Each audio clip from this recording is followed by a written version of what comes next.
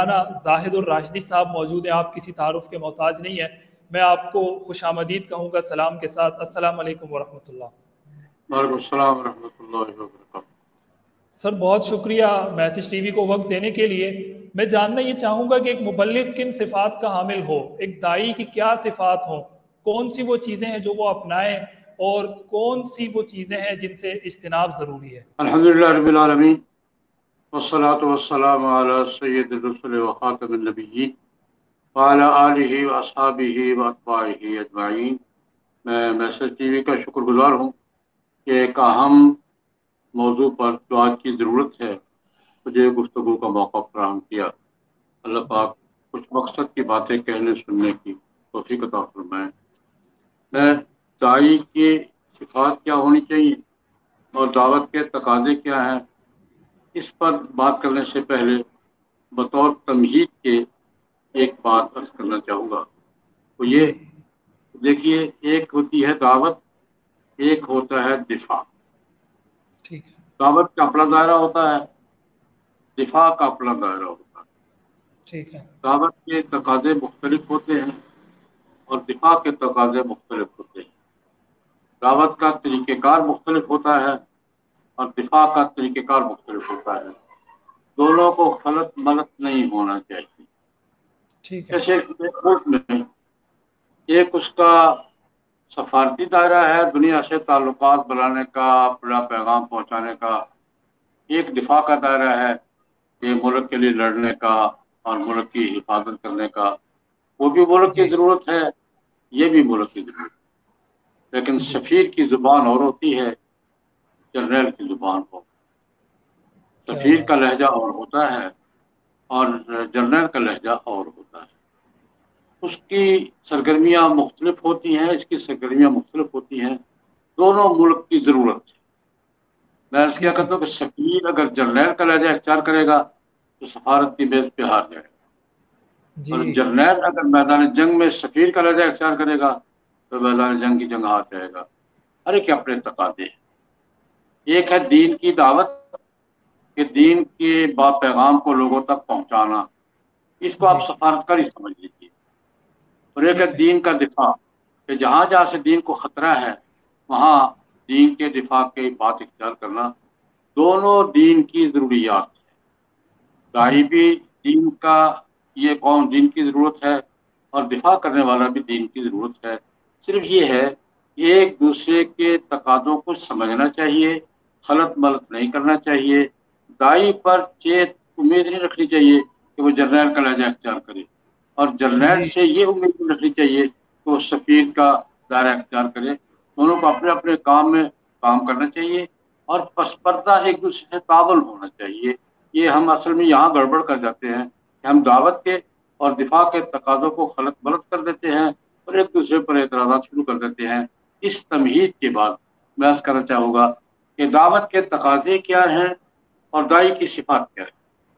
یہ شمار احادیث ہے، مختلف آیات ہے۔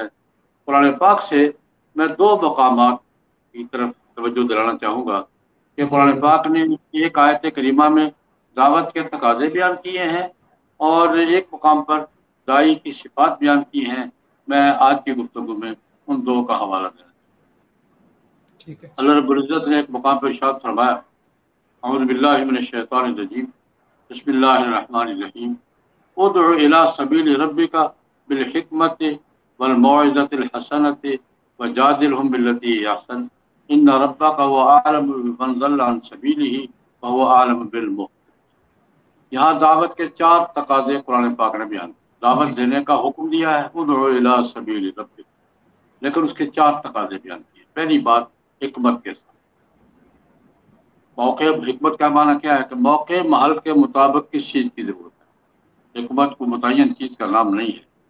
موقع محل کو، ماحول کو دیکھنا اور وہاں یہ فیصلہ کرنا اس ماحول میں مجھے کس انداز میں بات کرنی ہے۔ داعی کو دعوت کے وقت اپنے ماحول کو سمجھنا، ماحول کے تقاضوں کو ادراک کرنا اور اس کو سامنے رکھ کر اپنی گفتگو کا لہجہ طے کرنا، یہ حکمت کو متعین کسی قانون کا نام نہیں ہے۔ موقع محل کے مطابق حکمت عملی اختیار کرنا۔ پہلی بات تو یہ ہے کہ دعوت ماحول کو دیکھ کر یہاں کس لہجے میں بات کرنی ہے، ان کو کس انداز. مثال کے طور پر آپ تاجروں میں بات کر رہے ہیں تو اور لہجے میں بات کریں گے، وکیلوں میں بات کر رہے ہیں تو اور لہجے میں بات کریں گے، طلباء میں بات کر رہے ہیں تو اور لہجے میں بات کریں گے، اور اساتذہ میں بات کر رہے ہیں تو اور لہجے میں بات کریں گے، سیاستدانوں میں بات کر رہے ہیں تو اور لہجے میں بات کریں گے. میں اس کی چھوٹی جی سی مثال دیتا ہوں. جی جناب نبی کریم صلی اللہ علیہ وسلم سے صلی اللہ علیہ وسلم. ابو جہل نے پوچھا آپ جو کہہ رہے ہیں کیا ہے آپ کے دین کا. اب وہ ایک سیاستدان تھا، چودھری تھا، سردار تھا.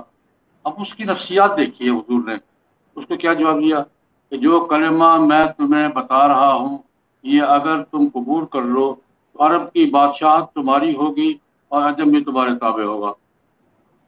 اب دین کی دعوت سے عرب کی بادشاہت کا کیا تعلق ہے اور عجم کے تابع ہونے کا کیا تعلق ہے؟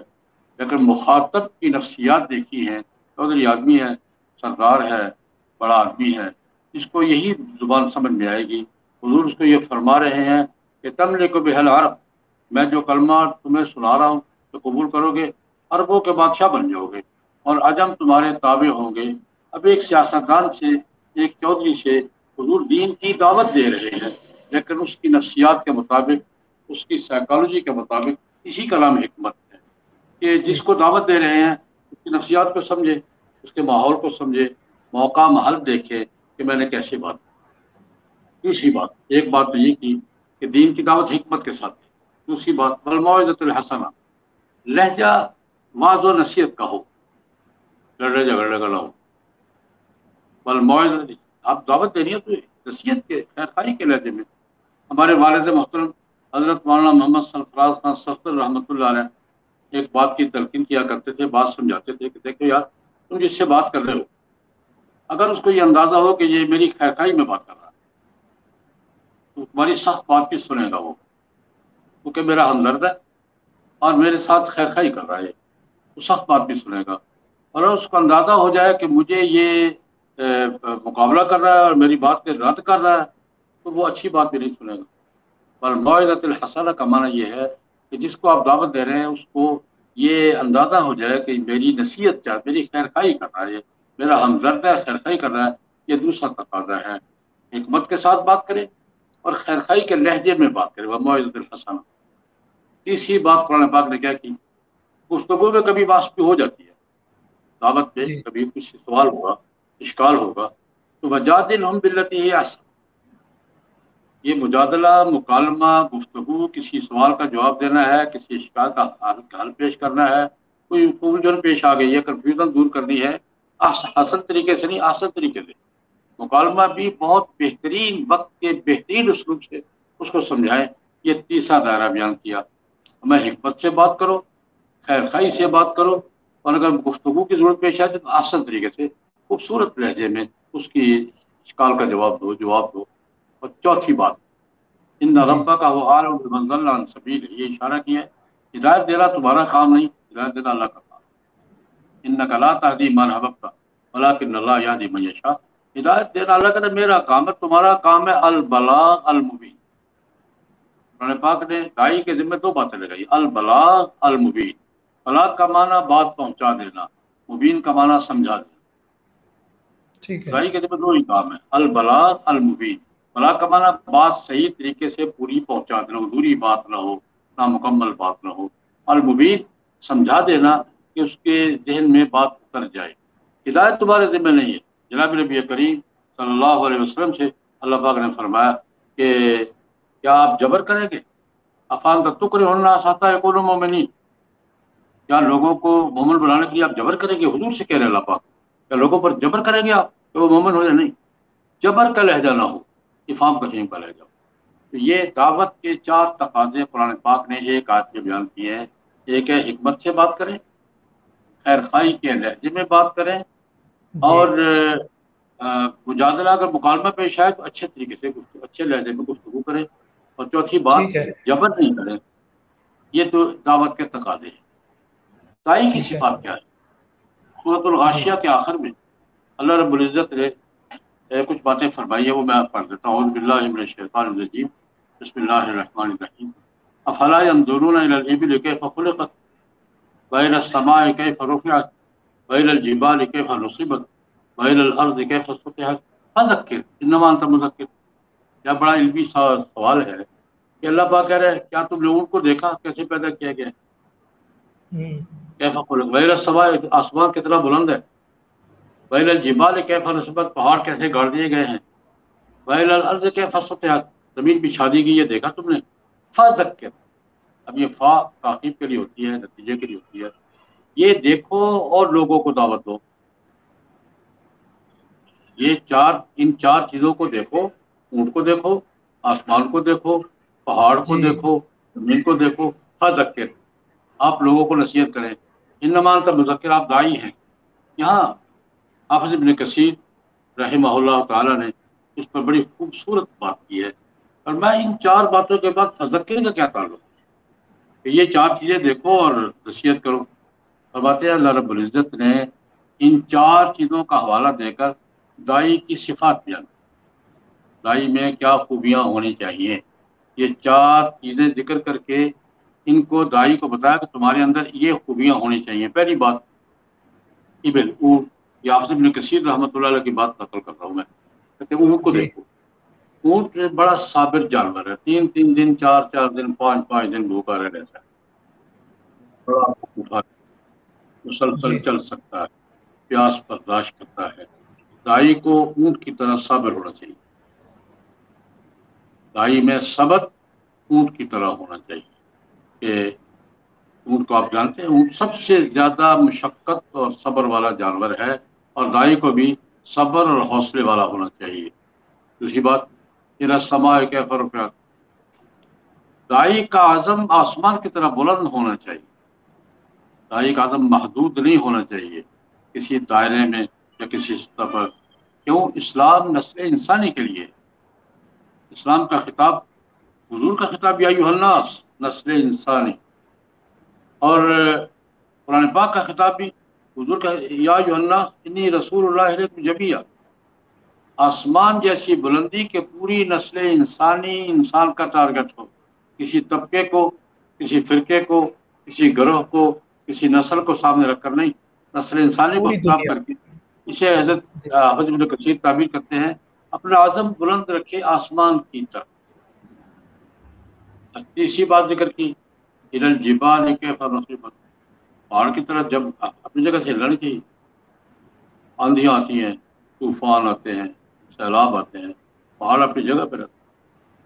اپنے مشن سے, اپنے پروگرام سے, اپنے ایجنڈے سے داعی نہیں ہٹے گا. پہاڑ کی طرح جمے گا, پہاڑ کی طرح جمے گا. یہ داعی کی صفات میں پہلی صفت کیا کی تھی؟ اونٹ کی طرح صابر ہو, اس جی کا عزم آسمان کی طرح بلند ہو, اس جی کا استقامت پہاڑ کی طرح مضبوط ہو. اور چوتھی جی بات الی الارض کیف سطحت, زمین جیسی عاجزی ہو, ٹھیک ہے. زمین جیسا خضوع ہو. زمین دیکھیں, زمین کے ساتھ ہم کیا کچھ نہیں کرتے اور زمین ہمیں کیا کچھ نہیں دیتی. کیا بات, واہ واہ. تو غور کر رہے ہیں ہم کیا کچھ کرتے ہیں زمین پر, زمین کے ساتھ کیا کرتے ہیں. اور زمین سے زیادہ کو عاجز ہے, پانی بھی دیتی ہے, خوراک بھی دیتی ہے, رہنے کو اوپر بھی جگہ دیتی ہے, پھر اندر بھی جگہ دیتی ہے, پھر ہمارے لیے خزانے چھپا کے رکھے ہوئے ہیں. زمین سے زیادہ خدمت گزار اور زمین سے زیادہ عاجز کوئی مخلوق ہے؟ الی الارض کیف سطحت, کیسے اس کو بچھا دیا گیا ہے. تو یہ میں نے مفسر ابن کثیر کی بات نقل کی ہے کہ اللہ رب العزت نے داعی کی صفات بیان کی ہے کہ داعی کو اونٹ کی طرح صابر ہونا چاہیے, جی آسمان جی کی جی طرح بلند عزم والا ٹھیک ہے. ہونا چاہیے, پہاڑ کی طرح مستقیم المزاج ہونا چاہیے, اور جی زمین کی طرح خدمت گزار عاجز ہونا چاہیے. مولانا مولانا زاہد الراشدی صاحب, میں دعوت کے آپ کی تقاضے گفتگو سے اور داعی کی صفات بیان. ایک سوال میں لیتا ہوا آپ کی طرف آؤں گا واپس, اس میں کچھ ایڈ کروں گا. آپ نے فرمایا کہ مختلف جگہوں کے تقاضے مختلف ہوتے ہیں. اگر ایک داعی بزنس کمیونٹی میں کوئی بات کر رہا ہے تو اس کا انداز اور ہوگا, اگر وہ سیاست دانوں میں کر رہا ہے اس کا انداز اور ہوگا. میں حدود جاننا چاہتا ہوں کہ کوئی باؤنڈری بھی ہے, کوئی حدود اربع ہے, یا داعی کے لیے کوئی حدود نہیں ہے؟ مثال کے طور پر کیا ایک داعی ایک غیر محرم عورت کو بھی دعوت دے سکتا ہے, اور کیا ایک داعی ایک غیر محرم عورت سے ہاتھ ملا سکتا ہے یا اس کے سر پہ ہاتھ رکھ کر اسے دعوت دے سکتا ہے؟ اس کی کیا حدود ہے، یا کسی بھی طریقے سے وہ دعوت کا کام کر سکتا ہے؟ میں مسائل کی بات میں نہیں جا رہا، میں کہہ رہا ہوں کہ حکمت اسی کا نام ہے. وہ دیکھے آج کی زبان اس کے فریکوینسی سیٹ کرنا کہتے ہیں. جی پیغام میسج ڈلیور کرنے کے لیے فریکوینسی سیٹ ہونی چاہیے نفسیاتی طور جی پر. آج آپ گئے ہیں، وہاں کے تقاضوں کا ماحول کا لحاظ رکھنا ہوگا، اور اس کے مطابق بعض ماحول سے لڑ کر دعوت کیا دیں گے. آپ اس ماحول کو سمجھیں گے. حکمت اسی کا نام ہے کہ ماحول کو سمجھے اور یہ دیکھے کہ میری بات کس لہجے میں کیسے سمجھ میں آئے گی. یہ دائی کا اپنی حکمت ہے کہ وہ موقع محل دیکھے کون سی کام اس کی ضرورت ہے، کس طریقے سے وہ اپنا میسج پہنچا سکتا ہے. کہ اس کا اپنا اللہ پاک نے اس کو جو عقل دی ہے نا، اس کو استعمال کر کے موقع محل کے مطابق. ٹھیک ہے ٹھیک ہے. ایک سوال مولا زاہد الراشدی صاحب، میں کسی شخصیت کا نام نہیں لیتا، کسی کی طرف ہم نہیں جاتے، ہم ایک جرنل پرسیپشن میں بالکل بات کر رہے ہیں. اگر کسی کو بہت زیادہ شہرت ملتی ہے، کوئی بہت زیادہ اس کا ڈنکا بجتا ہے، پوری دنیا میں اس کے فالوورز ہیں، تو کیا پھر کسی خاص طرف مائل ہونا چاہیے؟ اس سے اس کی دعوت کو یا اس کی شخصیت کو نقصان نہیں پہنچتا؟ یہ ٹھیک ہے کہ یہ دائی جو ہے اچھا رویہ بھی اختیار کر سکتا ہے، موقع غلط فیصلہ بھی کر. مجتہد ہوتا ہے نا، جی المجتہد یخطئ و یصیب. کبھی مجتہد اکثر ثواب کی بات کرے گا، کبھی خطا بھی کر جاتا ہے. تو یہ اس کو ٹھیک ہے یہ بھی استعمالات دونوں ہوتے ہیں. ٹھیک ہے. ایک چیز آپ نے کہی کہ خطا بھی کر جاتا ہے، لیکن ہم آج کی ہو جاتا سوسائٹی ہے، میں انسان دیکھتے ہیں، خطا کرے گا، آج بالکل کرے گا. جی آج کی سوسائٹی میں ہم یہ دیکھتے ہیں کہ اگر کسی دائی سے، کسی مجتہد سے، کسی عالم سے کوئی خطا ہو جاتی ہے، تو چونکہ سوشل میڈیا کا دور ہے، بہت زیادہ ٹرولنگ شروع ہو جاتی ہے، ایون کہ الزامات لگنا شروع ہو جاتے ہیں. ابھی ریسنٹلی کچھ اس طرح کے واقعات ہوئے ہیں. تو کیا آپ کو نہیں لگتا کہ ٹھیک ہے، ایک عالم، ایک مجتہد، ایک دائی ہونے کی حیثیت سے انسان تو بہرحال وہ ہے، غلطی ہو سکتی ہے، تو کیا اس کے ان سب چیزوں کے باوجود اس قسم کی بے جا تنقید قابل قبول ہے، یا اس کی بھی کچھ حدود ہونی چاہیے؟ مجتہد سے جب خطا ہوتی ہے نا، ثواب ہوتا ہے اس کو. حضور نے ہمارے مجتہد کو صحیح راستہ اختیار کرنے پر ڈبل ثواب ہوتا ہے، خطا پر ثواب ہوتا ہے. مجتہد سے خطا ہو جائے تو اس کو توجہ دلانے کی ضرورت ہے. مہادرائی اس کے دعوت کے خود تقاضوں کے خلاف ہے. خطا ہو جاتی ہے، انسانوں سے ہوتی ہے، علماء سے ہوتی ہے، ان کو توجہ دلانے کی ضرورت ہے. مہادرائی اور کوئی مورچہ بندی یہ دعوت کے بالکل تقاضا. ٹھیک ہے. سوشل میڈیا کے نوجوانوں کو کوئی پیغام دینا چاہیں گے؟ سوشل میڈیا کے دور سے کرتے ہوئے دیکھیں، ایک چیز ہاتھ میں آ جائے تو استعمال طریقے سے کرنا چاہیے، ضرورت کے مطابق کرنا چاہیے. میرے ہاتھ میں کچھ چیز آ گئی تو یہ میں جہاں چاہوں، جیسے چاہوں، جتنا چاہوں استعمال کروں. حد بندی، توازن، اعتدال، ضرورت کا دائر بھی رکھنا چاہیے. استعمال پر اثرات بھی دیکھنے چاہیے، اس کے اثرات بھی دیکھنے چاہیے کہ میں جو بات کہہ رہا ہوں اس کا اثر کیا ہوگا. میں چھوٹی سی مثال جی دیتا ہوں، بخاری شریف کی روایت ہے. ٹھیک. نبی کریم صلی اللہ علیہ وسلم پر جب جادو ہوا تو اللہ پاک نے خواب میں بتا دیا کہ یہ ہوا ہے. حضور تشریف لے گئے، وہ سارا کچھ پکڑا گیا. بخاری کی روایت ہے. ملزم بھی متعین ہو گیا کہ فلاں نے کیا ہے، اور بال بھی پکڑے گئے، کنگھی بھی پکڑی گئی. حضرت عائشہ نے ایک سوال کیا رضی اللہ تعالیٰ عنہ، جی یا رسول اللہ، وہ بال کدھر ہے، کنگھی کدھر ہے جو آپ نے برآمد کی ہے، وہ سارے واردات برآمد ہو گیا ہے کیا؟ بعد دفن کرایا. یا رسول اللہ افلا نشرتا، آپ نے اس کو نشر کیوں نہیں کیا، لوگوں کو دکھایا کیوں نہیں؟ بڑا عجیب جملہ فرمایا عائشہ، اللہ پاک نے مجھے بچا لیا ہے نا، میں لوگوں میں شر کیوں پھیلاؤں؟ لا اسی الشر، اللہ پاک نے میرے ساتھ ایک معاملہ ہوا تھا، اللہ پاک نے مجھے بتا دیا، بچا لیا. میں وہ خبر نشر کر کے عام کر کے لوگوں میں شر نہیں پھیلاؤں گا. حضور فرما رہے ہیں، حضرت عائشہ کے سوال پہ کہہ رہے ہیں سوشل میڈیا کا مطلب یہ نہیں کہ جو ہم چاہیں، جب چاہیں، جیسے چاہیں، نہیں. اس خبر کا ریئیکشن کیا ہوگا. خبر میں دو جی باتیں اصولی ہے، بات یاد رکھیں. خبر صحیح ہے جی یا نہیں، پہلی بات. جی فتبینوا ان تصیبوا قوما بجہالہ. دوسری بات کہ خبر صحیح ہونے کے باوجود اس کا ریئیکشن منفی تو نہیں ہوگا. جی خبر صحیح ہے، ریئیکشن منفی ہوگا، میں نہیں کروں گا. خبر میں اور بات اچھا نشر کرنے میں، میسج کرنے میں، ٹویٹ کرنے میں، دونوں باتیں دیکھنی ضروری ہیں. بات صحیح ہے یا نہیں، اور دوسرا اس کا ریئیکشن سوسائٹی پر کیا ہوگا، اس سے شر تو نہیں پیدا ہوگا. دونوں باتیں سامنے رکھ کر ہمیں میڈیا پہ بات کرنی چاہیے. ہم اس کو غلط استعمال کر کے अपने गुनाहों में इजाफा नहीं करना। बहुत शुक्रिया मौलाना ज़ाहिदुर राशिदी साहब आपके कीमती वक्त का, और आपने जो दाई की सिफ़ात और मकासद और हिकमत के हवाले से जो गुफ्तगू की है, यकीनन ये हमारे मैसेज टीवी के नाज़रीन के लिए बहुत अहम और बहुत मुफीद साबित होगी। आपकी तशरीफ़ आवरी का और आपके वक्त का बहुत शुक्रिया। नाज़रीन, इस प्रोग्राम के ज़रिए कोशिश की है एक दफ़ा फिर अवेयरनेस को आम करने की, वो पैगाम फैलाने की कि जिसकी ज़रूरत है। चूँकि हम ख़ास शख्सियात का नाम लेकर कुछ उलमा से बात नहीं कर सकते, ये उनका अपना ज़ाहिर पॉइंट ऑफ व्यू है, और वो जिस तरीके से बात करना चाहें वो अपनी राय में अपनी बात करने में आज़ाद है। हमने कोशिश की है कि इन उलमाए किराम जितनी भी आपके सामने गुफ्तगू आई है या आपके सामने जो गुफ्तगू भी आ रही है, वो तमाम आपके सामने हम रखें और आपसे आपकी अदालत में वो पेश हो, और उसके बाद आप फैसला करें कि क्या सही है और क्या गलत है। अपना ख्याल रखिएगा, अपने से बढ़ के ख्याल रखिएगा मुल्क पाकिस्तान का, अल्लाह के फरमान का। अल्लाह की अमान।